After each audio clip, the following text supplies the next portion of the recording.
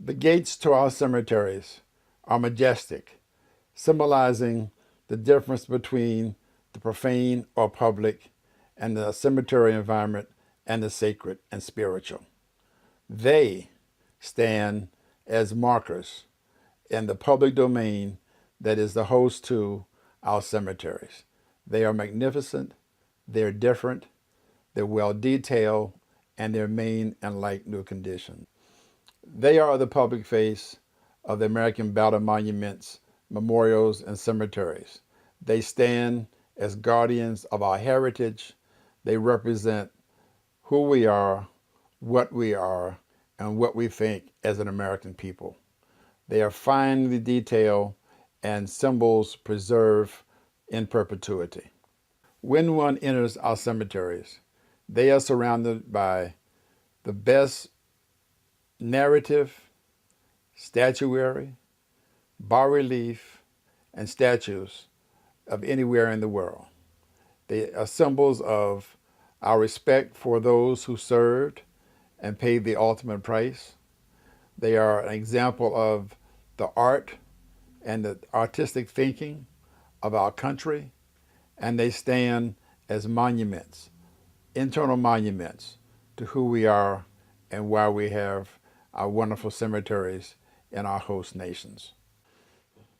It is important that I mention the family rooms because I believe that this part of history is an element that must be preserved and enhanced.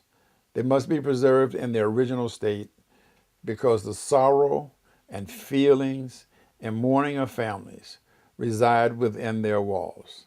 They are the center of gravity of our cemeteries. Beyond this brief review of the history and those who gave us these memorials and cemeteries, it's important that we talk about historic stewardship. By historic stewardship, I mean that we are the heirs and the custodians of the places that represent our nation's defense of freedom and the price that we have paid for that. There are many attributes that contribute to the historic presence of a property or a building. A cultural landscape is a geographic area, including both cultural and natural resources associated with a historic event, activity, or person, or exhibiting other cultural or aesthetic values.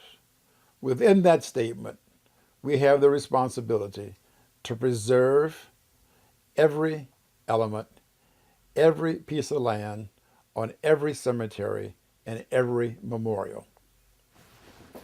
There are accepted standards for historic preservation. Many of them come from the U.S. Department of the Interior and the National Trust for Historic Preservation. Of great importance to the American Battle Monuments Commission, spatial organization and land patterns reign as primary.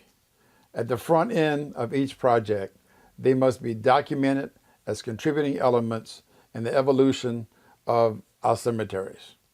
We must stabilize the features that define spatial organization and land patterns and protect them even as they extend beyond the commemorative landscape. I want to talk briefly about one of our recent projects, the Sicily Rome American Cemetery in Nettuno, Italy. It is, I believe, the model for how ABMC must proceed with intervening in all of its properties. The image that you see before you is our architect, Ottavio de Blasi of Milan. And he's standing in front of what I think is the key element, the central element in the design of this center. It is that the main historic wall, the surrounding and closing wall, has two heights. The height of the highest portion of the wall is sufficient to accommodate the height of the visitor center. The lower wall is approximately 6 feet 8 inches tall. As you see in the image, it's just above Ottavio's head. From the courtyard, you can see more clearly that it is this historic wall that will direct the major design issues that will influence the design of a new visitor center. This diagrammatic concept respects the role of the garden as a hyphen and the height of the historic wall. It is these two elements that will guide and give content to Ottavio's final design. This collage of images shows how the issue of the lower wall was resolved. In the upper left-hand image, you will see that we suppressed the mechanical room because it's not a habitable space. It didn't need the ceiling height and it didn't need outside ventilation. So the mechanical room is depressed below the height of the lower wall. On the right-hand side, you will see the result of this depression, that it is not visible from the street and that the remainder of the administration area is set back far enough and wrapped in bronze and that it almost becomes invisible. The plan on the bottom shows how this is accomplished and how the administrative area and the welcoming area are wrapped around the exhibition space. It must be said that the materials for the exhibition space and the existing center are the exact same stone that is found in the wall and found on the facade of the existing visitor center.